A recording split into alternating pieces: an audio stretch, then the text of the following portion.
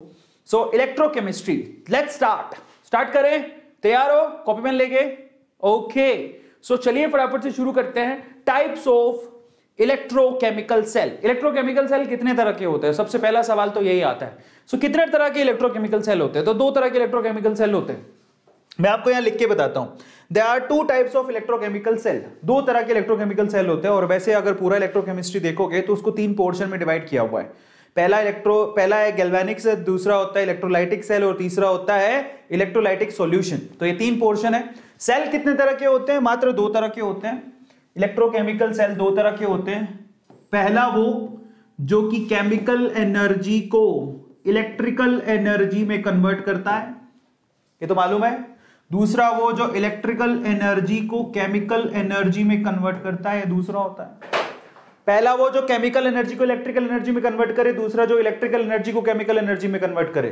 जो chemical energy को electrical energy में कन्वर्ट करता है उसको क्या बोलते हैं? Galvanic cell. क्या बोलते हैं मेरे प्यारे बच्चों? Galvanic cell. इसमें आपका इनपुट क्या होता है? ये जो इधर लिखा है वो है इनपुट, और यहां पर क्या मिलता है आपको? आउटपुट।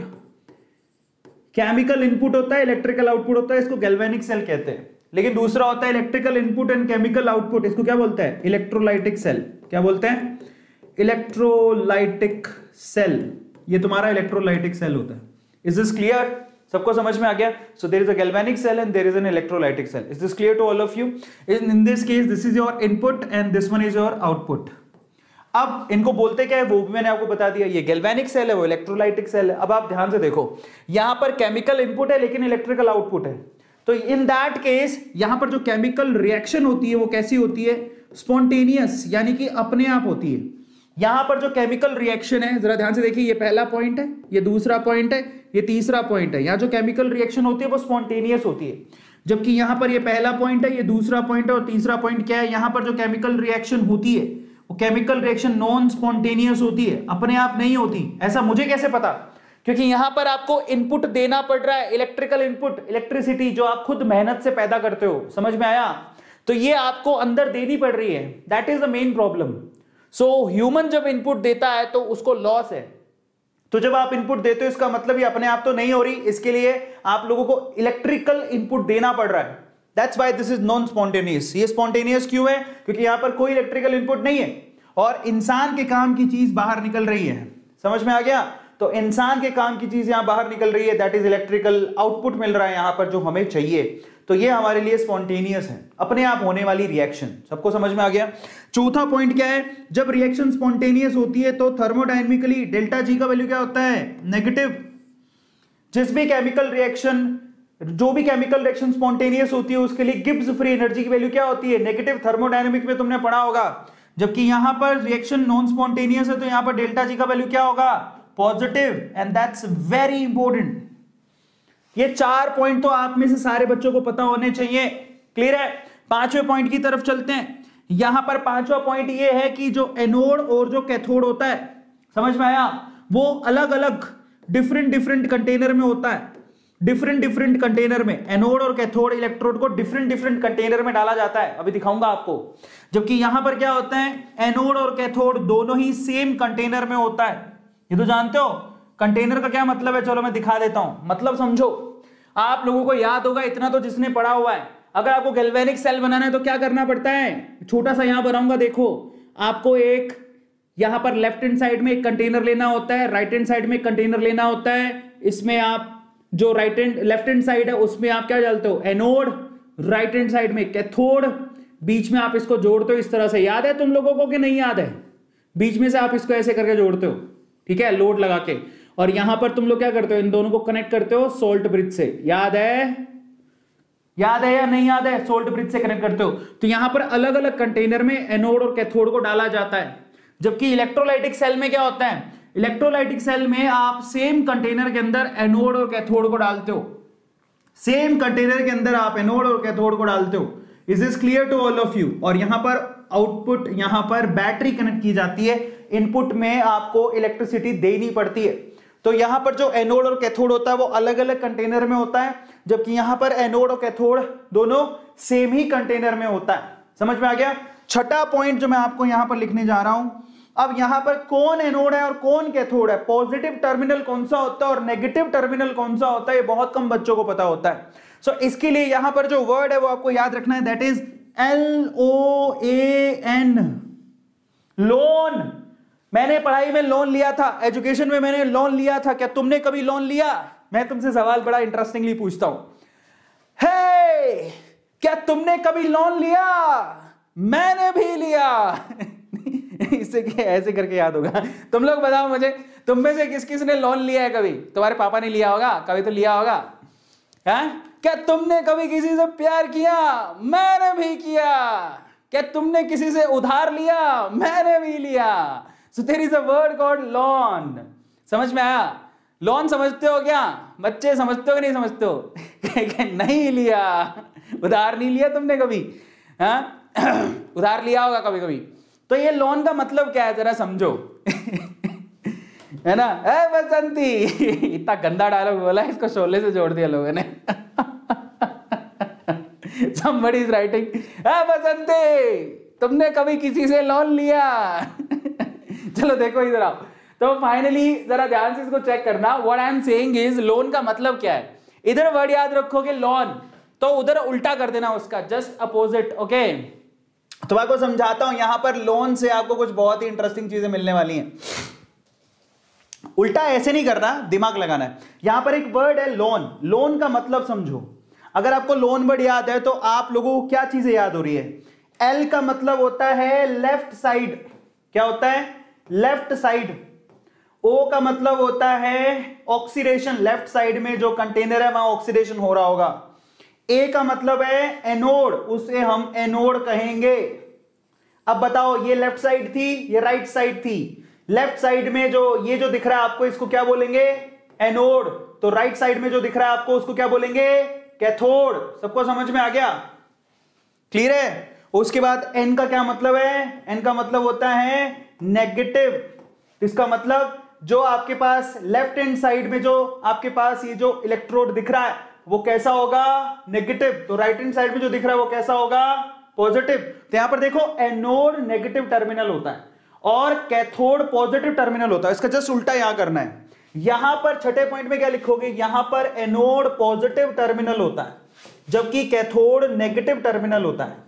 ये आपको ध्यान रखना है। ये जो पॉजिटिव टर्मिनल है ना, ये तुम्हारे पास क्या है? एनोड। ये जो नेगेटिव टर्मिनल है उसको क्या बोलते हैं? कैथोड। ये इंपॉर्टेंट चीज है जो बहुत कम बच्चों को पता होती है। समझो जो मैं बोल रहा हूं, that's very important. Is this clear to all of you? किस किस को समझ में आ गया? या अल्लाह वल्लाह समझ में आया? किस किस को समझ में आ गया? Right on side. किस किस को याद हो गया?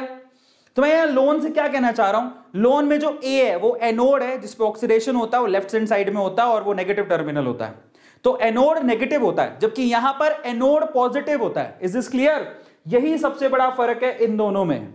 सबको समझ में आ गया? यहां पर एनोड नेगेटिव होता है, यहां पर एनोड पॉजिटिव होता है। तो जो बच्चे शुरू से ऐसा पढ़ते आए हैं कि एनोड माने नेगेटिव, नहीं, वो डिपेंड करता है कि सेल कौन सा है। एनोड नेगेटिव होता है गैल्वेनिक सेल के लिए और एनोड पॉजिटिव होता है इलेक्ट्रोलाइटिक सेल के लिए। Is this clear? आपको पता होगा इलेक्ट्रोलाइटिक सेल में जो पॉजिटिव टर्मिनल से उसे क्या बोलते हैं? एनोड, और जो नेगेटिव टर्मिनल से कैथोड। लेकिन इसका जस्ट अपोजिट होता है यहां पे। यहां पर एनोड को क्या बोला जाता है? नेगेटिव टर्मिनल, और कैथोड को क्या बोला जाता है? Positive terminal. दोनों में फर्क है।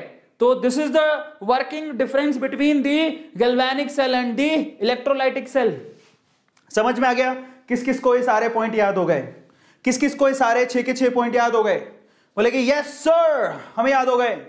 किस किस को 6 के 6 पॉइंट याद हो गए? मैं पूछ रहा हूं, चैट सेक्शन में आंसर करके बताओ। दोस्तों, क्या तुम्हें 6 पॉइंट याद हो गए? मुझे भी हो गए। मैंने तो लिखे ही हैं। ठीक है, चमकला चमकला, चमकीला चमकीला। समझ में आ गया सब लोगों को? बढ़िया। अब हम चलते और आगे। So this is the basic difference between galvanic cell and the electrolytic cell. सबको क्लियर है? बहुत है, बढ़िया। तो अगर आपको ये ना ये छोटी छोटी बेसिक भी पता है ना, तो आपका ना नीट का पेपर बड़े आसानी से निकल जाएगा यार। बच्चों को ना बेसिक भी नहीं पता होता है, ये सबसे बड़ा दुख की बात यही होती है। तो टाइप्स ऑफ इलेक्ट्रोलाइटिक सेल, एक को बोलते हैं गैल्वेनिक सेल जिसको वोल्टाइक सेल भी कहते हैं, दूसरे को बोलते हैं इलेक्ट्रोलाइटिक सेल। ठीक है, मैंने आपको बताया था। फिर आप चलो यहां पर ये देखो, ये गैल्वेनिक सेल है। क्या खास बात है इसकी? आपने लेफ्ट हैंड साइड में कंटेनर लिया, राइट हैंड साइड में कंटेनर लिया, लेफ्ट हैंड साइड में एनोड डाला, राइट हैंड साइड में कैथोड डाला, यहां से इलेक्ट्रॉन निकलते हैं, इधर से मूव करते हैं, यहां आते हैं। याद है ये सोल्ट ब्रिज है, सबको पता होगा। ये आपका पूरा सेटअप होता है गैल्वेनिक सेल का। ये तो तुम्हें पता है, अलग अलग कंटेनर में एनोड और कैथोड को रखा जाता है। ये लेफ्ट हैंड साइड या राइट हैंड साइड है, सोल्ट ब्रिज है, और इस सर्किट से केमिकल इनपुट है बट इलेक्ट्रिकल आउटपुट आपको मिलता है। ठीक है, अगर आप यहां पर देखो केमिकल एनर्जी और इलेक्ट्रिकल आउटपुट आपको मिलता है, मैंने आपको बता दिया। अगर आप दूसरी तरफ देखोगे तो यहां पर इसको इलेक्ट्रोलाइटिक सेल बोलते हैं। क्या फर्क है, what is the difference between these two? यहां पर दो कटोरे लिए, यहां पर एक कटोरे में काम चल गया। So there is a one container only in which you will put anode and the cathode. Positive terminal is called anode और नेगेटिव टर्मिनल कैथोड। अब एक बात बताऊं, गजब की बात बताऊंगा, क्या तुम लोग तैयार हो? बता दो तुम्हें क्या बात। चलो देखो, आपसे अगर कोई पूछ ले in future, if somebody will ask you what is anode and what is cathode, no you don't have to say कि एनोड, इसको कभी भी चार्ज के हिसाब से मत बताने का, क्योंकि एनोड और कैथोड चार्ज के हिसाब से चेंज होते रहते हैं। तो कैसे बताओगे तुम एनोड क्या होता है? क्या आप आंसर कर सकते हो? I am asking a simple question, what is anode? So can you please answer this question? Come on dude, write it down right now. क्या आप लोग मुझे बता सकते हो कि आप में से कितने ऐसे बच्चे हैं जो कि ये बता सकते हैं कि एनोड एक्चुअली होता क्या है? Can you please answer this question, what is anode? I am asking a simple question, right it down over here, come on. ऐसे बहुत बढ़िया यार, तुम बिल्कुल चुम्मेश्वरी परफॉर्मेंस दे रहे हो तुम लोग, है ना? So amazingly amazingly amazingly amazingly amazing हो तुम लोग, बहुत ही बढ़िया। सो मैं आपको बताता हूं यहां पे। तो देखो यहां पर क्या होता है, बार बार ये क्यों खुल रहा है? तो आपको समझाता हूं, आज की बात तुम कभी नहीं भूलोगे, नहीं भूलोगे ना? आज की बात तुम्हें हमेशा याद रहेगा। बहुत है बढ़िया, बहुत है बढ़िया, सारे बच्चों ने लिख डाला है। तो मैं आपको बताता हूं कि एक्चुअली अगर आपको अगली बार से कोई पूछे कि एनोड क्या होता है, डोंट से कि ये नेगेटिव टर्मिनल होता है या फिर डोंट से ये पॉजिटिव टर्मिनल होता है। दैट डिपेंड्स कि आपका सेल कौन सा है। समझ में आया? तो वो गलत है। तो अगर कोई तुमसे पूछे कि क्या होता है एनोड, मेरे प्यारे बच्चों, एनोड वो टर्मिनल है जहां पर ऑक्सीडेशन होता है। ये इसकी पेट डेफिनेशन है।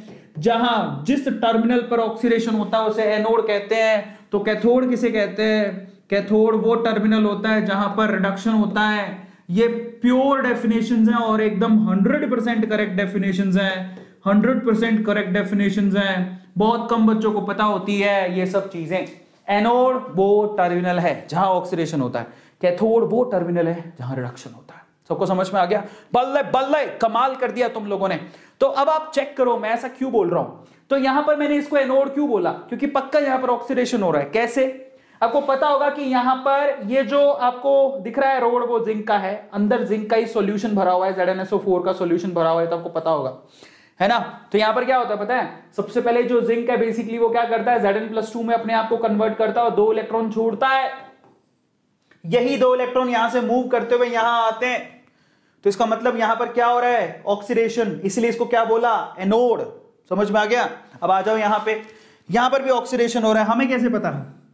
मान लो कि यहां पर जरा आप चेक करना, मैंने NaCl डाला। क्या डाला? NaCl। तो NaCl में क्या होता है? Na+ और क्या होता है? Cl-। तो आप लोग मुझे बताइए कि Cl- कहां पे मूव करेगा? पक्का पॉजिटिव टर्मिनल की तरफ। तो आपको पता है कि Cl- पॉजिटिव टर्मिनल की तरफ मूव करके करेगा क्या? ये Cl- यहां पर हाफ Cl2 में कन्वर्ट होगा और एक इलेक्ट्रॉन को रिलीज करेगा। ये एक इलेक्ट्रॉन का जो रिलीज दिख रहा है that is donation of electron. समझ में आ गया? That is called oxidation. जानते हो ना ऑक्सीडेशन का मतलब क्या होता है? Release of electron. Donation of electron is called oxidation. जानते हो ना? Yes, loss of electron is called oxidation. तो यहां पर आप ऑक्सीडेशन की अगर डेफिनेशन पूछोगे तो यही केमिकल रिएक्शन वहां पर हो रही है, इसलिए इसको एनोड बोला है। Is this clear? बहुत है बढ़िया, तो तुम समझ गए होगे। सबको समझ में आ गया? बल्ले बल्ले। तो बस यही छोटी छोटी चीजें अगर आप ध्यान से पकड़ लोगे तो आप कभी गलती नहीं करोगे।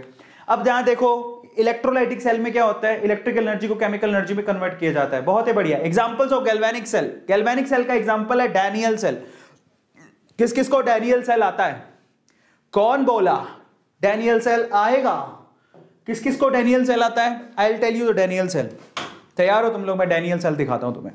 सो डैनियल सेल अभी थोड़ी देर पहले देखा ही था तुमने। मैं आपको दिखाता हूं। एक्चुअली डैनियल सेल में ये 2 कंटेनर आप लगाओ। सबसे पहले तो यहां पर आप बेसिकली क्या करोगे, ये जिंक की रोड है, इसमें जो आप लोग यहां पर भरोगे सॉल्यूशन, वो कौन सा भरोगे, ZnSO4 का भरोगे, एक्वस सॉल्यूशन।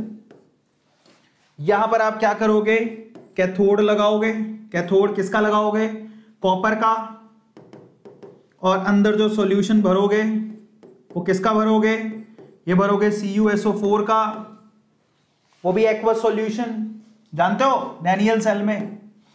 अब यहां से आप कनेक्ट करोगे इसको इस तरह से, यहां पर कुछ भी आप volt meter, ammeter, whatever you लगाना चाहो जो लगा लो। उसके बाद मतलब सिर्फ ये चेक करने के लिए, इंडिकेशन के लिए कि करंट फ्लो हो रहा है। ये क्या है, salt bridge, this is called salt bridge, जो कि क्या काम करता है, मेनली ये काम करता है सर्किट को पूरा करने का और इलेक्ट्रिकल न्यूट्रलिटी बनाते रहने का। ये सोल्ट ब्रिज है जिसमें यहां पर क्या होगा, जिंक जो है Zn+2 में कन्वर्ट होगा और 2 इलेक्ट्रॉन को रिलीज करेगा। यही 2 इलेक्ट्रॉन कहां से, ये 2 इलेक्ट्रॉन मूव करेंगे यहां से यहां पर आएंगे, तो यहां पर क्या रिएक्शन हो रही होगी, इसमें CuSO4 का सॉल्यूशन भरा हुआ है तो इसमें Cu+2 आयन होंगे। यही Cu+2 आयन 2 इलेक्ट्रॉन को गेन करके किसमें कन्वर्ट हो जाएंगे, कॉपर के अंदर। आ गया समझ में।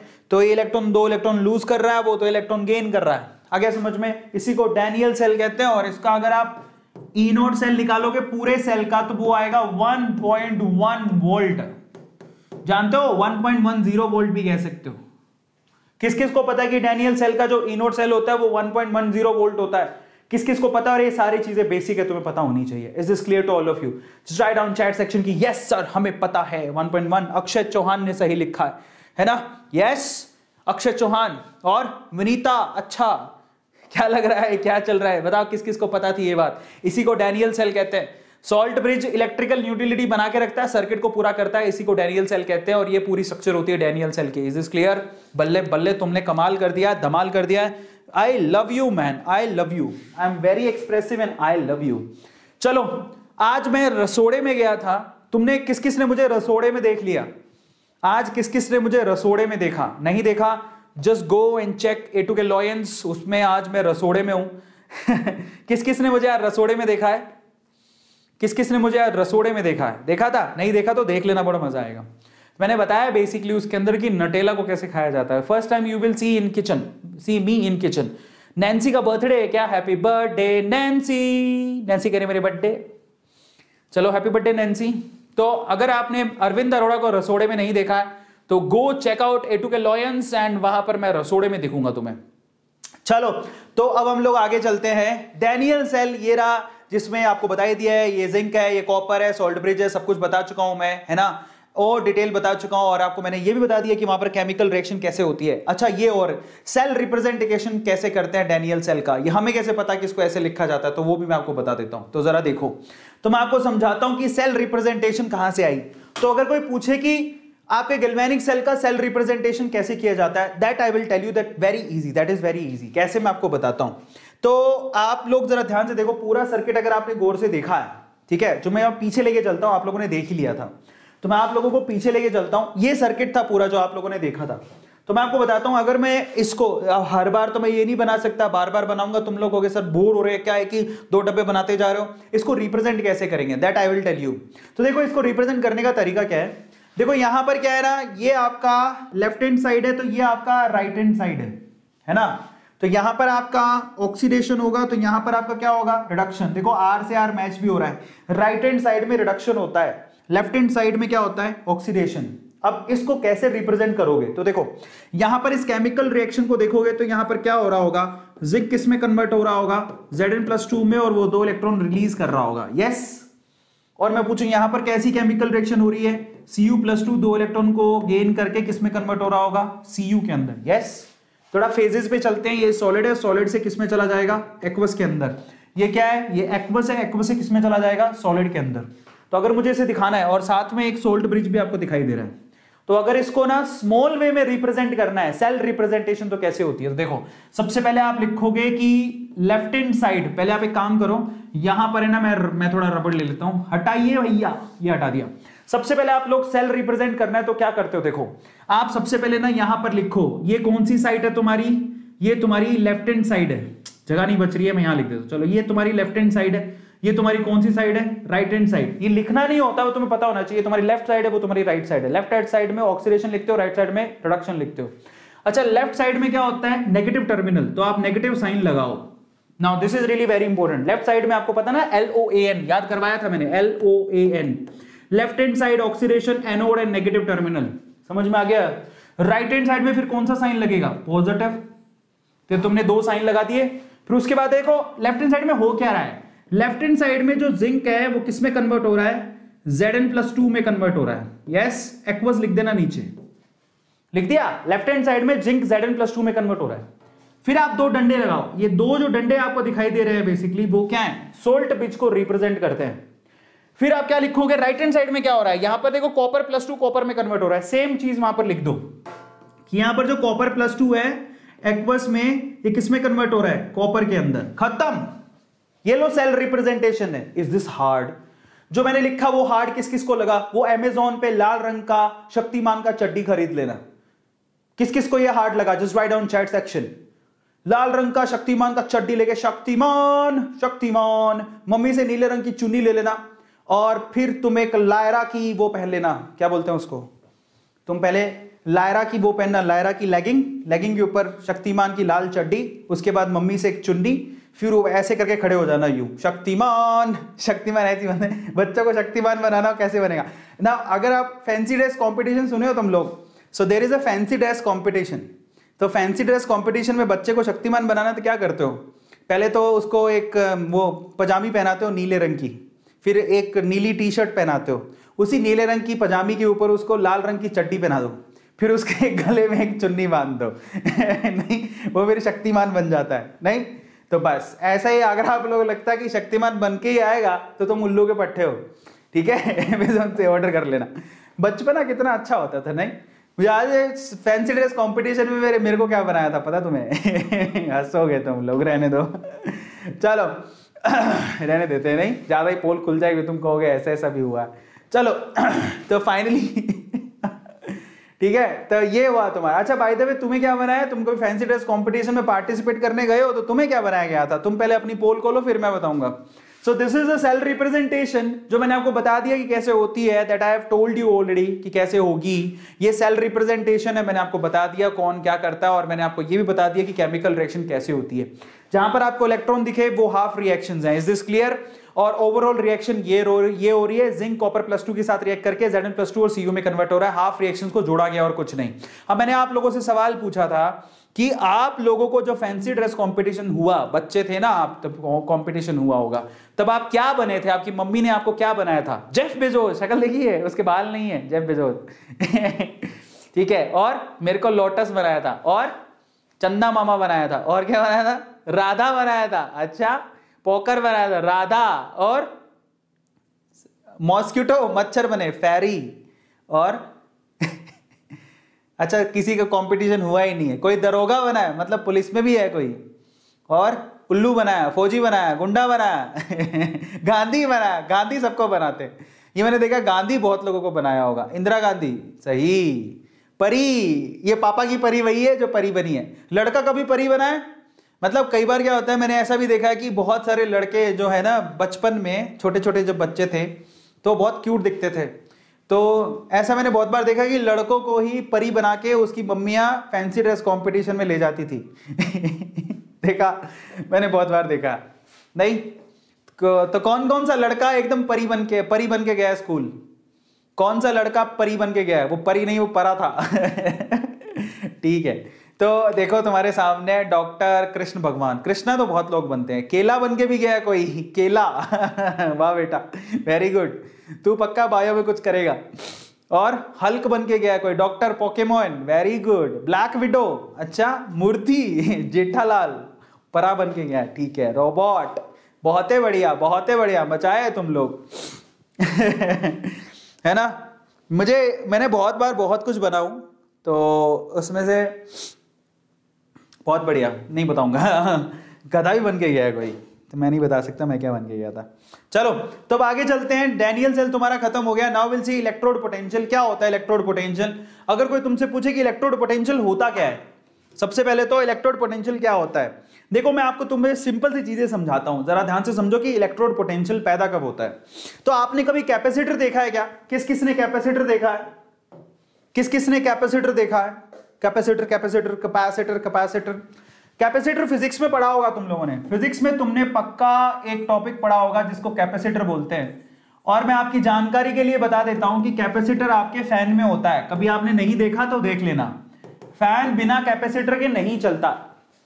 फैन जो होता है, नए फैन को पता नहीं, लेकिन बाकी जितने भी फैन है, मतलब नए फैन तो क्या कोई भी फैन ले लो, कैपेसिटर के बिना नहीं चलेगा।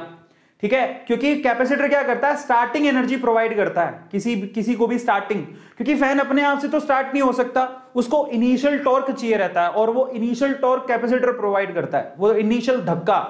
अब तुम्हें पता है कभी कभार कैपेसिटर खराब हो जाता है, तो तुमने ऐसा पक्का किया होगा कभी घर पे, किस किसने किया है मुझे बताना। आपका जब फैन का कैपेसिटर खराब हो जाता है तो आप बटन दबा भी दोगे तो आपका फैन घूमेगा नहीं। समझ में आ गया? इसलिए क्या करते हो आप? क्या करते हो? पहले डंडा लेते हो या हाथ से उसको घुमाते हो? ऐसे करके हाथ से घुमाओगे तो फिर वो चलने लगता है। ऐसा क्यों हुआ? क्योंकि कैपेसिटर तो खराब हो गया, अब इनिशियल टॉर्क तो तुम दे नहीं पाए, तो तुमने हाथ से उसको घुमा के क्या किया? इनिशियल टॉर्क दिया। फिर उसके बाद अपने आप मैग्नेटिक फील्ड जनरेट हो गया जिससे वो घूमने लग गया। समझ में आ गया? उसे पावर मिल गया, इनिशियल पावर। तो capacitor actually initial power provide करता है, और ये तुम्हें पता होना चाहिए, तुम्हारे घर पे कॉमन सेंस है, कॉमन चीजें होती हैं। ठीक है, नहीं देखा तो राम भरोसे हो। तो कैपेसिटर क्या होता है आप कभी गौर करना, कैपेसिटर में दो प्लेट्स होती है, बहुत बार तुम्हारे सचिन बाबा ने पढ़ाया होगा। दो प्लेट्स में एक प्लेट पॉजिटिवली चार्ज होती है, सचिन बाबा ने पक्का पढ़ाया होगा, दूसरे में नेगेटिवली चार्ज होती है। नहीं भी पढ़ाया तो तुम्हें पढ़ा तो होगा। अब कभी गौर करना, यहां पर देखो एक प्लेट पॉजिटिवली चार्ज है, दूसरी प्लेट नेगेटिवली चार्ज है, और कहा उन्होंने ये भी कहा होगा कि ये दो प्लेट जो आपको दिखाई दे रही है उन दोनों के बीच में इलेक्ट्रोड पोटेंशियल पैदा हो रहा है, ई बोला होगा, है ना। अब यहां पर ना कैपेसिटर से कुछ आप समझ सकते हो कि इलेक्ट्रोड पोटेंशियल कैसे पैदा होता है। ये ऐसे पैदा होता है, और आपको पता होना चाहिए कि दोनों प्लेट्स के बीच में क्या है, बेसिकली एक मीडियम है, यानी कि दोनों प्लेट्स के बीच में क्या है, बेसिकली एक डिफरेंस है, मीडियम है। ये चार्जेस मिले हुए नहीं है, अलग अलग है। समझ में आ गया? इनके बीच में मीडियम होता है, या तो वो एयर होती है या फिर कुछ डालते हो, व्हाटएवर, बट इनके बीच में एक मीडियम होता है। समझ में आ गया? जो चार्जेस को सेपरेट करे हुए है, और चार्जेस की सेपरेशन की वजह से ही वहां पर वोल्टेज पैदा होती है। सो यही वोल्टेज जो इनिशियल टॉर्क प्रोवाइड करती है। तो अगर कोई पूछे कि इलेक्ट्रोड पोटेंशियल पैदा कैसे होता है, तो इलेक्ट्रोड पोटेंशियल पैदा करने के लिए आपको चार्जेस को सेपरेट करना होता है। So whenever there is a charge separation, जब भी चार्जेस सेपरेट होते हैं, इंग्लिश में मत जाना, आप समझ गए होंगे, जब भी आप दो चार्जेस को सेपरेट कर दोगे तो पक्का वहां पर क्या होता है, इलेक्ट्रोड पोटेंशियल पैदा होता है, यानी कि वोल्टेज पैदा होती है। तो चार्जेस के सेपरेशन को ही क्या बोलते हैं? चार्जेस के सेपरेशन को इलेक्ट्रोड पोटेंशियल कहते हैं। Whenever there is a charge separation there is a electrode potential. समझ में आ गया? तो इलेक्ट्रोड पोटेंशियल पैदा कैसे होता है? चार्जेस के सेपरेशन से। अगर आपने दम लगा के चार्जेस को सेपरेट कर दिया तो इलेक्ट्रोड पोटेंशियल पैदा हो जाएगा। अब इसका हमारे इलेक्ट्रोकेमिकल सेल से क्या लेना देना है, मैं आपको बताता हूं। इसका हमारे इलेक्ट्रोकेमिकल सेल से भी लेना देना है। कैसे? आपने यहां पर भी चार्जेस को सेपरेट किया मेरे प्यारे बच्चों। कैसे किया है ये देखिए मेरे प्यारे बच्चों, लेफ्ट हैंड साइड में आपने जिंक को जोर लगा के Zn+2 में कन्वर्ट किया और दो इलेक्ट्रॉन अलग कर दिए। क्या यहां पर पॉजिटिव और नेगेटिव अलग नहीं हुआ? क्या यहां पर पॉजिटिव और नेगेटिव अलग नहीं हुआ? Just write down chat section, बताओ। यहां पर जिंक से आपने Zn+2 को अलग कर दिया, दो इलेक्ट्रॉन अलग कर दी, यही दो इलेक्ट्रॉन मूव कर रहे थे। क्या आप लोगों ने यहां पर, जल्दी से बताओ, योगेश तेरे पापा के बारे में लिख रहा है क्या बेटा तू? योगेश भारद्वाज, मुझे पता है तू और तेरी फैमिली भी ऐसी है, मुझे पता है। हाँ, योगेश भारद्वाज के लिए ताली बजाओ, उसने अपनी पूरी फैमिली के लिए बताया कि वो कैसी है। ताली बजाओ यार इस लड़के के लिए। और जब नीट का तू फॉर्म भरेगा ना बेटा, यही लिख के आना, वो योर फादर्स ऑक्यूपेशन, सेम चीज लिख के आना बेटा, है ना, क्योंकि तू भी यही करेगा जिंदगी में, क्योंकि जो इंसान लिखता है वो वही करता है। तो इसके लिए ताली बजाओ भाई, इसके पापा और ये भविष्य में यही करने वाले हैं। ताली बजाओ, वाह वाह वाह। बेटा तू क्या जानता है तू? हाँ, जिस स्कूल में तू पढ़ा है ना, तू उस स्कूल के प्रिंसिपल रहे हैं हम। समझ में आया? चलो, तो अब देखो यहां पर there is a charges separation. Is this clear? यहां पर चार्जेस की सेपरेशन हुई है। अब जब चार्जेस सेपरेशन हुआ तो इलेक्ट्रोड पोटेंशियल पैदा होगा। अब आप एक बात बताओ, चार्जेस की सेपरेशन जो हुई है वो किसकी वजह से हुई है? ऑक्सीडेशन की वजह से। यस, यहां पर ऑक्सीडेशन की वजह से चार्जेस की सेपरेशन हुई है, तो जो इलेक्ट्रोड पोटेंशियल पैदा होगा उसको क्या बोलेंगे? Oxidation potential. समझ में आ गया? यहां पर ऑक्सीडेशन की वजह से चार्जेस की सेपरेशन हुई है तो इसको ऑक्सीडेशन पोटेंशियल कहेंगे। इसी तरह से राइट हैंड साइड में भी आप लोग अगर आप ध्यान से देखोगे तो वहां पर भी चार्जेस की सेपरेशन सॉल्यूशन के अंदर होती है। समझ में आ गया? तो जहां पर भी चार्जेस की सेपरेशन होगी वहां पर इलेक्ट्रोड का पोटेंशियल पैदा होगा। समझ में आ गया? ये बहुत इंपॉर्टेंट कॉन्सेप्ट है। Is this clear? बहुत है, बढ़िया। तो इस तरह से ऑक्सीडेशन वाला इलेक्ट्रोड पोटेंशियल पैदा होता है लेफ्ट हैंड साइड में, तो राइट हैंड साइड में कौन सा वाला पैदा होता है? रिडक्शन वाला इलेक्ट्रोड पोटेंशियल पैदा होता है। Is this clear? और सबसे खास बात क्या है, ये लेफ्ट हैंड साइड में पैदा हुआ तो राइट हैंड साइड में कौन सा पोटेंशियल पैदा होता है? E nought of reduction. मजे की बात ये होती है कि E nought of oxidation is equals to minus of E nought of reduction. आप ऐसा लिख सकते हो, जो रिडक्शन पोटेंशियल होता है वो ऑक्सीडेशन पोटेंशियल के माइनस के बराबर होता है। क्यों? क्योंकि यार ऑक्सीडेशन और रिडक्शन क्या होते हैं? एक दूसरे के अपोजिट। Is this clear? इस तरह से चार्जेस के सेपरेशन की वजह से इलेक्ट्रोड पोटेंशियल पैदा होता है। और इलेक्ट्रोकेमिकल सेल के अंदर या फिर गैल्वेनिक सेल के अंदर दो तरह के इलेक्ट्रोड पोटेंशियल पैदा होते हैं। ऑक्सीडेशन की वजह से E nought OX oxidation potential, reduction की वजह से रिडक्शन पोटेंशियल। और ऑक्सीडेशन पोटेंशियल और रिडक्शन पोटेंशियल में क्या रिलेशन होता है? That oxidation potential is minus of reduction potential. अब देखो यहां पर potential difference between the electrode and electrolytic due to the separation of charges. जब भी सेपरेशन होगा चार्जेस का वहां पर इलेक्ट्रोड पोटेंशियल पैदा होगा। समझ में आ गया? तो यहां पर ऑक्सीडेशन पोटेंशियल पैदा होता है किस साइड में? लेफ्ट हैंड साइड में। रिडक्शन पोटेंशियल किस साइड में पैदा होता है? यस, रिडक्शन पोटेंशियल पैदा होता है राइट हैंड साइड में। दिखाई दे रहा है सब लोगों को? वहां पर रिडक्शन पोटेंशियल पैदा हो रहा है कॉपर की वजह से, यहां पर ऑक्सीडेशन पोटेंशियल पैदा हो रहा है जिंक की वजह से। तो यहां दो तरह के ऑक्सीडेशन और रिडक्शन पोटेंशियल्स पैदा हो रहे हैं। सबको समझ में आ गया? अब मजे की बात देखो, ये electrode potential standard electrode potential कहलाएगा कब? स्टैंडर्ड कंडीशन में। इलेक्ट्रोकेमिस्ट्री की स्टैंडर्ड कंडीशंस क्या होती है? टेम्परेचर 298 केल्विन एंड कॉन्सेंट्रेशन होता है 1 कैपिटल M, जिसको 1 मोलैरिटी भी कहते हैं। Is this clear? अगर यहां पर सॉल्यूशन की कॉन्सेंट्रेशन 1 कैपिटल M है और टेम्परेचर 298 केल्विन है, इसका मतलब स्टैंडर्ड सिचुएशंस पैदा हो गई हैं और स्टैंडर्ड इलेक्ट्रोड पोटेंशियल उस टाइम पे कैलकुलेट किया जाएगा, जिसको बोलेंगे standard electrode potential. E not के नाम से वो जाना जाता है। अब अगर आपसे कोई कहे कि पूरे सेल का EMF कैसे निकाला जाए, अगर आप लोगों को ऑक्सीडेशन पोटेंशियल पता है और रिडक्शन पोटेंशियल पता है तो आप ई नॉट सेल कैसे निकालोगे? पूरे सेल का अगर आपको निकालना है तो ये फॉर्मूला होता है, मैं इसको ढंग से लिखूंगा, जरा आप ध्यान से चेक करना। ये फॉर्मूला थोड़ा सा गड़बड़ लिखा हुआ है, राइट और लेफ्ट के केस में लिखा हुआ, मैं आपको थोड़ा सा करेक्ट करके सिखाता हूं, ठीक है? तो आप लोग उसको ध्यान से देखिएगा मैं आपको क्या बोल रहा हूं। देखिए ये पूरा सेल था, अगर आप लोगों को याद हो तो, याद है? यहां पर जिंक की इलेक्ट्रोड, यहां पर कॉपर की इलेक्ट्रोड और यहां पर क्या होता था? लोड लगा होता था। ये आपके पास क्या होते थे? ये आपके पास सोल्ट ब्रिज लगा होता था।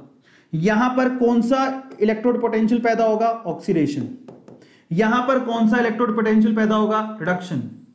याद है आप लोगों को? क्योंकि यहां पर क्या हो रहा था? ऑक्सीडेशन। यहां पर क्या हो रहा था? रिडक्शन। यहां पर कौन था? जिंक। यहां पर कौन था? कॉपर। तो अगर मैं कहूं कि पूरे सेल का EMF निकालो, ई सेल या फिर ई नॉट सेल, नोट का मतलब स्टैंडर्ड कंडीशंस होगी, कैसे लिखोगे? That is E nought of reduction potential plus E nought of oxidation potential. इसको और करेक्ट करके लिखो, रिडक्शन कहां होता है? कैथोड पे। So E nought of reduction potential of cathode. Oxidation कहां होता है? एनोड पे। ऑक्सीडेशन पोटेंशियल ऑफ एनोड, ऐसे लिखोगे। भाई ये जो इलेक्ट्रोड पोटेंशियल पैदा हुआ, उन दोनों को जोड़ दो, इसको प्लस इसको जोड़ दोगे तो आपके पास क्या आ जाएगा? पूरे सेल का EMF आ जाएगा। ये रिडक्शन पोटेंशियल ऑफ कैथोड है और ये ऑक्सीडेशन पोटेंशियल ऑफ एनोड है। ठीक बात है? अब मेरी बात ध्यान से सुनना। मैंने आपसे क्या कहा था? मैंने आपसे कहा था कि oxidation potential is always minus of reduction potential. समझ में आया? तो अगर मैं कहूं कि oxidation potential of anode is equal to minus of reduction potential of anode, गलत तो नहीं है? ऑक्सीडेशन और रिडक्शन पोटेंशियल में क्या डिफरेंस होता है? Oxidation potential of anode is equal to minus of reduction potential of anode. सही है? तो इसका मतलब यहां पर ऑक्सीडेशन पोटेंशियल ऑफ एनोड की जगह मैं क्या लिख सकता हूं? Minus of reduction potential of anode लिख सकता हूं। लिख दो। तो फाइनली ई नोट सेल का फॉर्मूला क्या निकल के आता है? E nought cell is equals to E nought of reduction potential of cathode minus of E nought of reduction potential of anode. Plus की जगह मैं क्या लिखूंगा? माइनस। तो एक्चुअल में यही फॉर्मूला है जो आपको काम आएगा। This is the formula which is very very useful.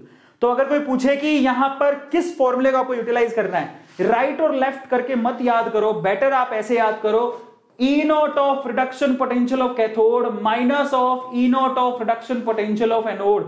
Now this is really very important. ये बहुत बढ़िया, बहुत ही चुनिंदा चीज है ई सेल का, जो ये आपके पास फॉर्मूला है जो बहुत कम बच्चों को याद होता है। E naught of reduction potential of cathode minus E naught of reduction potential of anode, ये फॉर्मूला एग्जैक्टली जो आपको याद करना है। बच्चों को, बहुत सारे बच्चों को गलत चीज याद है, समझ में आ गया? तो ये है, आपको कैथोड का रिडक्शन पोटेंशियल लेना है, एनोड का रिडक्शन पोटेंशियल लेना है। This is how you have to memorize it, otherwise आप गलती कर दोगे। तो चलिए अब फाइनली अगर आप देखें यहां पर और भी कुछ सही तरीके से लिखा है, ये लिखा हुआ देखो, E naught of reduction potential of cathode minus E naught of reduction potential of anode. अब ये कैथोड और एनोड जो लिखा वो रिडक्शन पोटेंशियल्स आपको लेने हैं, ऑक्सीडेशन पोटेंशियल नहीं। तो करेक्ट आप रिडक्शन पोटेंशियल लोगे तभी फॉर्मूला काम करेगा, समझ में आ गया? और अगर आप स्टैंडर्ड में लिखना चाहते हो तो ऊपर नोट लगा दो, अगर नोट नहीं लगा हुआ है तो वो स्टैंडर्ड कंडीशंस में नहीं है। सबको याद हो गया? अब मैं इसको करेक्ट करके आपको कहूंगा कि आप सिर्फ इतना याद कर लेना, ये आपके पास रिडक्शन पोटेंशियल्स हैं, आर लगा लेना, अदरवाइज गलती कर बैठोगे, क्योंकि आपको रिडक्शन पोटेंशियल दिए होते हैं, कई बार ऑक्सीडेशन दिए होते हैं, उसको कन्वर्ट कर लो रिडक्शन के अंदर।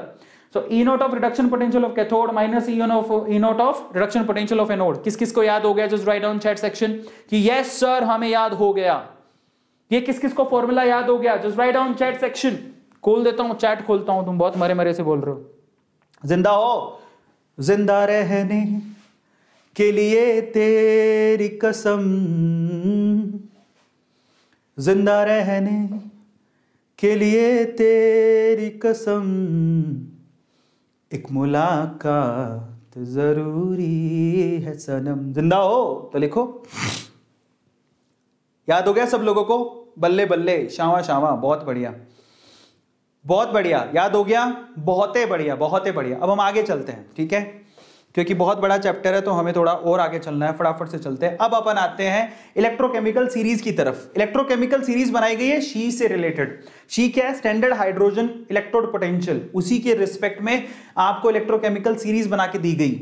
अब ये क्या है? दिस इज इलेक्ट्रोड पोटेंशियल, और ये इलेक्ट्रोड पोटेंशियल किसके रिस्पेक्ट में कैलकुलेट किए गए?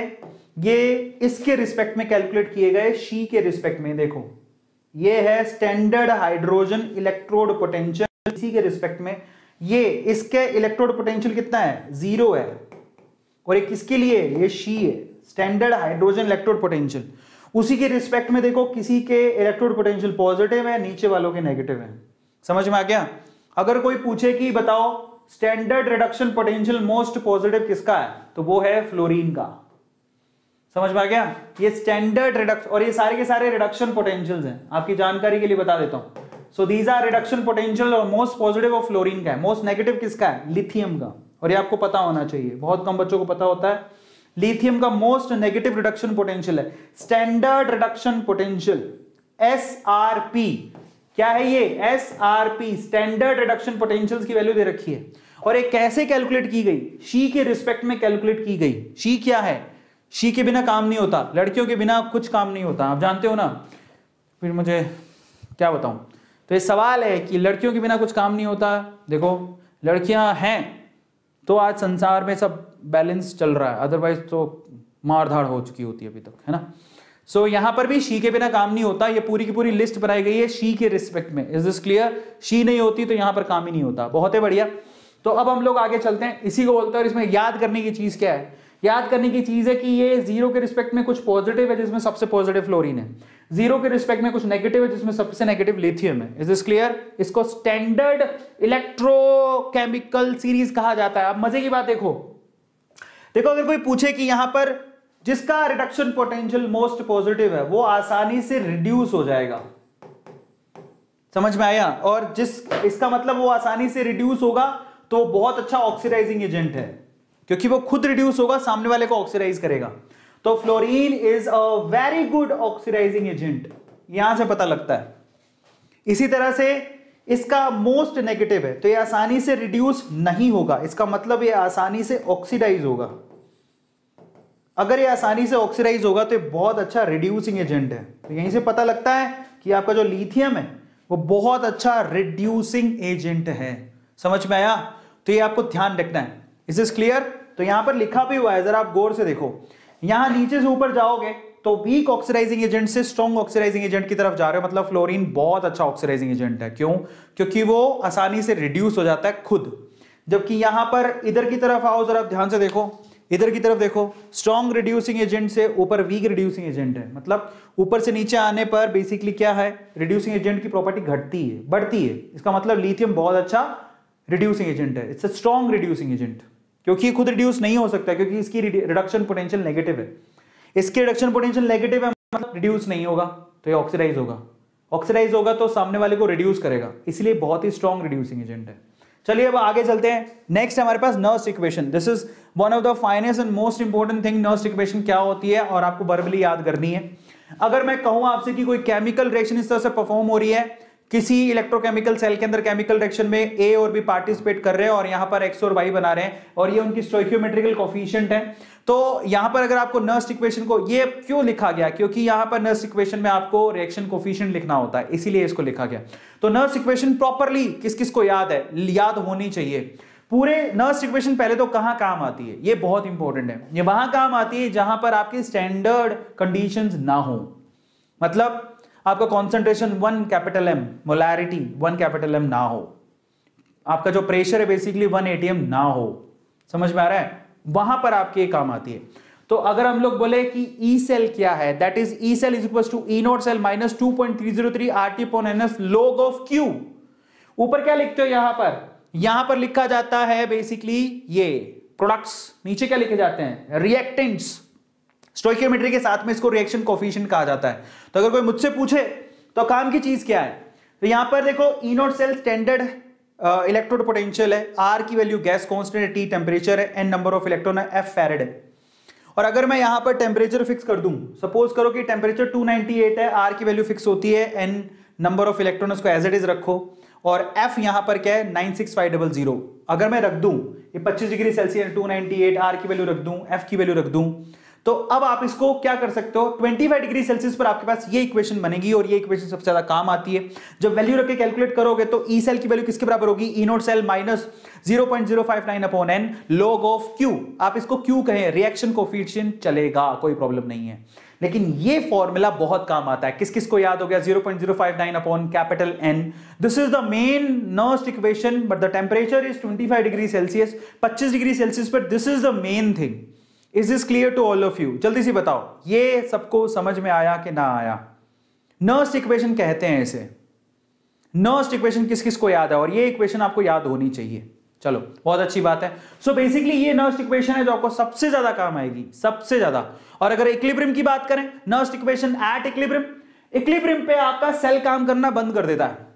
ठीक है, ध्यान से आप चेक करना, मैं आपको क्या बोलने की कोशिश कर रहा हूं। तो अगर मैं बोलूं नर्स्ट इक्वेशन क्या याद करनी है, तो नर्स्ट इक्वेशन 25 डिग्री सेल्सियस पर सबको याद होनी चाहिए, that is E is equals to E not, ठीक है, minus 0.0591/N log of base 10 Q। इसको रिएक्शन कोफिशिएंट कहते हैं। ठीक है, अब अगर मैं यहां पर एक काम करता हूं, अगर मैं बोलूं कि इक्विलिब्रियम स्टैब्लिश हो चुका है, इसका मतलब क्या हुआ, सेल वहां पर काम करना बंद कर देगा, तो E की वैल्यू 0 हो जाएगी, इस E की वैल्यू 0 हो जाएगी, और आप Q की जगह पे क्या लिखोगे, K लिखोगे। तो फिर आपके पास नर्स्ट इक्वेशन क्या बनेगी, that is E not cell which is equals to 0.0591, क्योंकि इसकी वैल्यू तो 0 हो गई, upon N log of base 10, और यहां लिखोगे K। ये आपके पास इक्वेशन बन रही है। Is this clear? बहुत ही बढ़िया। तो फाइनली ये इक्वेशन है जो आपके सामने, नर्स्ट इक्वेशन इसी को बोलते हैं, इक्विलिब्रियम पर ये कहलाती है, जो कि बहुत इंपॉर्टेंट है। ई सेल की वैल्यू 0 हो जाएगी, इसकी वैल्यू Kc, इक्विलिब्रियम कांस्टेंट, यहीं से आपको Kc की वैल्यू निकालनी होती है। ये है आपकी Nernst equation in the case of equilibrium, याद रखोगे, बहुत बढ़िया। फाइनली गिब्स एनर्जी और ई सेल का वैल्यू, ये भी इक्वेशन काफी काम की है, जो आप लोगों को ध्यान रखनी है, इस पे न्यूमेरिकल आते हैं। तो अगर कोई पूछे कि गिब्स एनर्जी और ई नॉट सेल में क्या रिलेशन होता है, तो I will tell you that is delta G not which is equal to minus of NF E not cell. अगर आपको किसी सेल का ई नॉट सेल पता है, ठीक है, तो आप गिब्स फ्री एनर्जी भी निकाल सकते हो। N क्या है, नंबर ऑफ इलेक्ट्रॉन, F क्या है, फैरेड 96500, और ई नॉट सेल। अब ई नॉट सेल की वैल्यू आप अभी निकाल के आए हो, वो रख लो, that is 2.30 RT log of Kc। निकाले थे ना आप लोग इक्विलिब्रियम पर, समझ में आ गया? तो ये वैल्यू उठा के आप रख दो। मेन फॉर्मूला ये है, ई नोड सेल में तो अभी आप निकाल के आए हो इक्विलिब्रियम पर, वही फॉर्मूला मैंने रखा है, दैट्स इट, और कुछ नहीं है। सो दिस इज द रिलेशन जो आपको ध्यान रखना। मजे की बात देखो, अगर ई नोड सेल की वैल्यू पॉजिटिव है तो डेल्टा जी की वैल्यू क्या है? नेगेटिव। जरा समझो, अगर ई नोड सेल की वैल्यू पॉजिटिव आएगी तो डेल्टा जी वैल्यू नेगेटिव आएगी। रख के देख लो, ई नोड सेल की वैल्यू पॉजिटिव है तो ये डेल्टा जी तो ऑटोमेटिकली नेगेटिव आएगा ना, तो इसका मतलब स्पॉन्टेनियस केमिकल रिएक्शन होगी। अगर ई नोड सेल की वैल्यू नेगेटिव आ गई, नेगेटिव का क्या मतलब होगा? सेल काम नहीं कर रहा, तो नेगेटिव और नेगेटिव क्या हो जाएगा? पॉजिटिव, तो डेल्टा जी की वैल्यू आएगी पॉजिटिव, इसका मतलब क्या हुआ? Non spontaneous.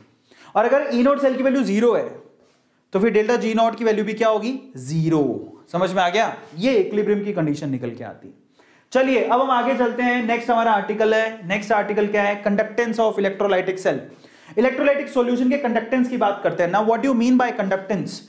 चार्जेस अगर फ्रीली फ्लो कर रहे हैं तो उसी को क्या बोलते हैं? अगर सॉल्यूशन में चार्जेस फ्रीली फ्लो कर रहे हैं, इसका मतलब वहां पर कंडक्टेंस हो रहा है, इलेक्ट्रोलाइटिक सॉल्यूशन कंडक्ट कर रहा है। तो अगर आपने इलेक्ट्रोलाइटिक सेल पढ़ा हुआ है, अगर आप लोगों ने इलेक्ट्रोलाइटिक सेल पढ़ा तो कैसे होता है इलेक्ट्रोलाइटिक सेल? उसमें एक यहां पर दो इलेक्ट्रोड होते हैं, एक एनोड दूसरा कैथोड। ठीक है, मैं बोलता हूं कि दोनों जो इलेक्ट्रोड्स हैं उनका एरिया ए है, उनके बीच की जो लेंथ है वो एल है। ठीक है, और ये वो इलेक्ट्रोलाइटिक सेल है, इसके अंदर आप लोग इलेक्ट्रोलाइटिक सॉल्यूशन भरते हो।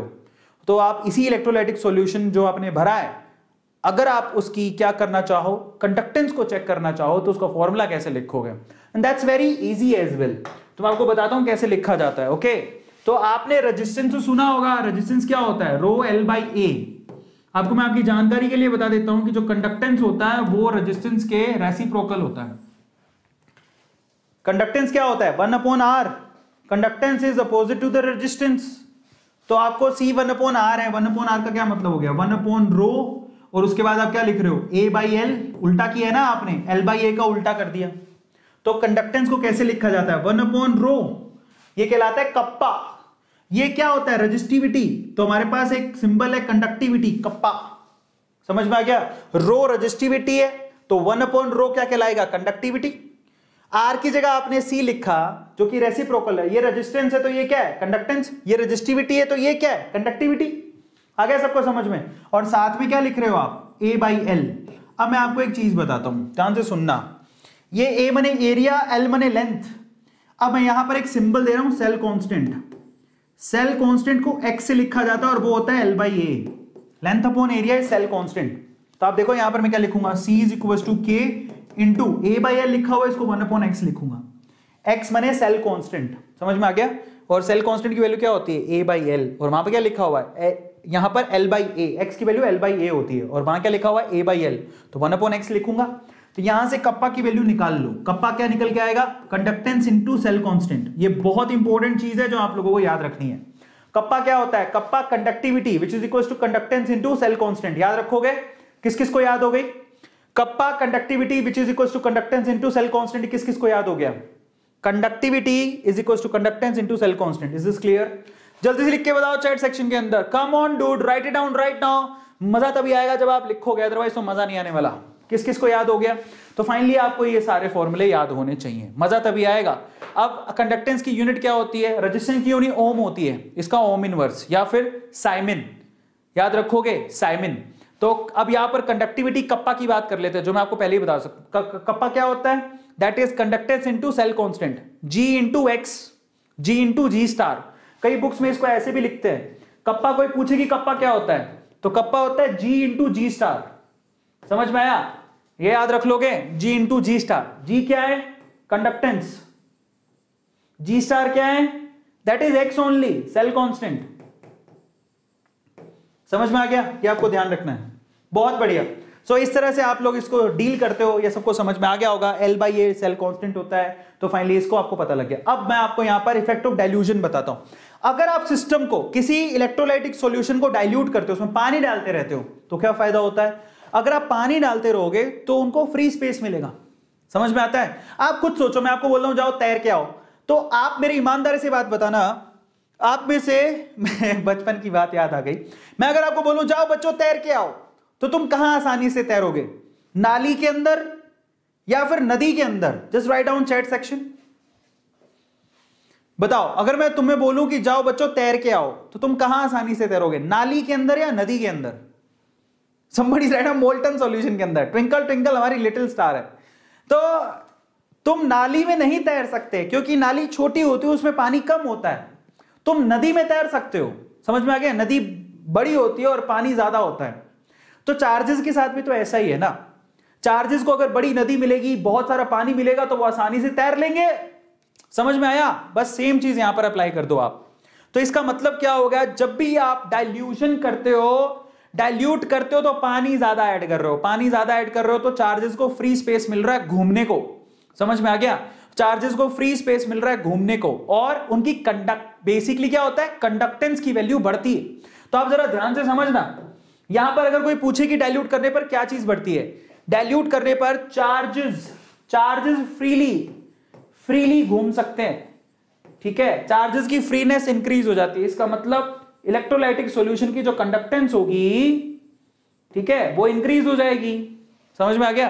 कंडक्टेंस बढ़ती है। अब कंडक्टेंस भी बहुत तरह की होती है। मोलर कंडक्टेंस याद है, या फिर इक्विवेलेंट कंडक्टेंस, ये इंक्रीज होती है जब आप डाइल्यूट करते हो। दोनों चीजें बढ़ती है, लेकिन एक चीज घटती भी है। वो क्या है? Conductivity, kappa. कंडक्टिविटी जिसको कप्पा कहते हैं, कंडक्टिविटी जिसको कप्पा कहते हैं, डाइल्यूट करने पर इसकी वैल्यू घटती है। ऐसा क्यों? कंडक्टिविटी जो कप्पा कहते हैं, डाइल्यूट करने पर कप्पा की वैल्यू घटती है, जबकि डाइल्यूट करने पर कंडक्टेंस की वैल्यू बढ़ती है। इसकी वैल्यू बढ़ेगी, इसकी वैल्यू बढ़ेगी, लेकिन ये घटेगा। ऐसा क्यों? क्योंकि कंडक्टिविटी का मतलब ही क्या है? कंडक्टिविटी का मतलब होता है conductance per unit area. Conductivity का मतलब होता है कंडक्टेंस पर यूनिट एरिया। वहां पर एरिया फिक्स है, समझो। इतने एरिया की जो कंडक्टेंस होगी उसी को कंडक्टिविटी कहेंगे, वहां एरिया फिक्स है। अब जरा समझो, जब पानी कम था, ठीक है, तो यहां पर मान लो, मैं आपको थोड़ा सा एग्जांपल देता हूं। ये आपका टब है, जब पानी इतना ही था तो यहां चार्जेस क्या थे? पास पास थे, positive negative positive negative positive negative. अगर मैं बोलूं कि पर यूनिट एरिया में कंडक्टेंस निकालो, तो आप क्या कहोगे? ये पर यूनिट एरिया पकड़ा, दो चार्जेस आ रहे हैं। समझ में आ गया? अब मैंने पानी और डाल दिया ऊपर से, तो फिर ये फैल गए। अब फैलने के बाद कैसे दिखे आपको? अब तो पानी इतना है। अब देखो, यहां पर पॉजिटिव तो यहां नेगेटिव, यहां पॉजिटिव तो यहां नेगेटिव। अब बोलो चार्ज पर यूनिट एरिया निकालो, कंडक्टेंस पर यूनिट एरिया, तो कितने चार्ज है? सिर्फ एक। तो पर यूनिट एरिया में चार्जेस घट गए। समझ में आ गया? तो कंडक्टिविटी की वैल्यू घट गई। ये तरीका होता है इसको समझने का। समझ में आ गया? पहले पास पास थे, अब दूर दूर हो गए चार्जेस। Is is clear? तो इस तरह से आप लोग याद रखिएगा, जब भी आप डाइल्यूट करते हो सिस्टम को, cap M cap E Q की वैल्यू बढ़ती है, लेकिन कप्पा की वैल्यू घटती है। ध्यान रखोगे, कप्पा की वैल्यू हमेशा घटती है, कंडक्टिविटी हमेशा घटेगी, क्योंकि ये number of ion per unit area होता है या वॉल्यूम होता है। समझ में गया? पर सेंटीमीटर क्यूब डिक्रीज होता है। Is this clear? ये मतलब निकलता है इसका। चलिए अब और आगे चलते हैं। मोलर कंडक्टिविटी का फॉर्मूला आप लोग याद रखना, that's very simple. Kappa into 1000 by capital M. Capital M क्या है? मोलैरिटी। और अगर एक और इसकी यूनिट आपको पता होनी चाहिए, 7 centimetre square mole inverse. You have to remember it. और इसी तरह से बोलूं कि मोलर कंडक्टेंस के बाद इक्विवेलेंट कंडक्टिविटी क्या होती है? कैप EQ क्या होता है? Kappa into 1000 by capital N। M की जगह नॉर्मैलिटी लिखो, मोलैरिटी की जगह, दैट्स इट, और कुछ नहीं। इसकी यूनिट क्या होती है? 7 सेंटीमीटर स्क्वायर इक्विवेलेंट इनवर्स, क्योंकि ये इक्विवेलेंट के बिहाफ पर है, मोल के बिहाफ पर है। फाइनली आपको बताता हूं variation of molar conductivity with concentration. अगर आप कॉन्सेंट्रेशन के हिसाब से कंडक्टिविटी की वेरिएशन देखना चाहते हो तो यहां पर आप लोगों को मिलेगा कोहलर्स लॉ। तो मैं आपको बताता हूं, देखिए आपने ऐसा ग्राफ जरूर देखा होगा। कैसा ग्राफ? जरा आप ध्यान से चेक करना। इस ग्राफ में यहां पर अंडर द रूट कॉन्सेंट्रेशन लिखा होता है, यहां पर कैप एम का वैल्यू लिखा होता है। मजे की बात, अगर आपने स्ट्रॉन्ग इलेक्ट्रोलाइट लिया तो स्ट्रॉन्ग इलेक्ट्रोलाइट में जैसे जैसे आप डाइल्यूट करते हो सिस्टम को, वैसे वैसे डाइल्यूट का मतलब क्या है? इस तरफ जाओगे तो कॉन्सेंट्रेशन घट रहा है, मतलब डाइल्यूशन बढ़ रहा है, तो कंडक्टिविटी बढ़ रही है। ठीक है, तो धीरे धीरे डाइल्यूट करने पर कंडक्टिविटी बढ़ती है। ये किसके लिए? स्ट्रॉन्ग इलेक्ट्रोलाइट के लिए। बट वीक इलेक्ट्रोलाइट के लिए ऐसा नहीं होता। वीक इलेक्ट्रोलाइट के लिए ग्राफ कैसा आता है? ऐसा। सो this is for weak electrolyte. मजे की बात यह है कि स्ट्रॉन्ग इलेक्ट्रोलाइट के लिए आप इनफाइनाइट डाइल्यूशन पे पॉइंट निकाल सकते हो। ये इनफाइनाइट डाइल्यूशन का पॉइंट है। इनफाइनाइट मतलब यहां पर कॉन्सेंट्रेशन 0 है ना, इसका मतलब डाइल्यूशन क्या हो गई? इनफाइनाइट। इनफाइनाइट डाइल्यूशन पर स्ट्रॉन्ग इलेक्ट्रोलाइट का पॉइंट निकाला जा सकता है, मतलब इनफाइनाइट डाइल्यूशन पर कितना कैप एम का वैल्यू होगा वो निकाला जा सकता है। ठीक है, स्ट्रॉन्ग इलेक्ट्रोलाइट के लिए ये किसका वैल्यू है? कैप एम नॉट या फिर कैप एम इन्फानाइट भी कहते हैं इसको, कैप एम इन्फानाइट, इसको बोलते हैं इन्फानाइट इल्यूजन पर मोलर कंडक्टेंस या जीरो कॉन्सेंट्रेशन पर मोलर कंडक्टेंस।